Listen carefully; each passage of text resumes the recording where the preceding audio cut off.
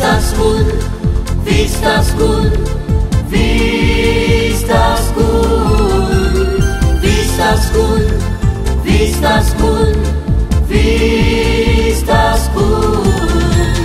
Niềm tự hào cùng học dưới mái trường Vista School với cô thầy yêu mến, vui hồng hạnh cùng với bao bạn thân, bay cao xa những ước mơ. Hoàn thiện nhân cách những nhân tài vì đất nước, rèn luyện thể chất và trí tuệ cho tương lai. Vista School, Vista School, Vista School, Vista School, Vista School, Vista School.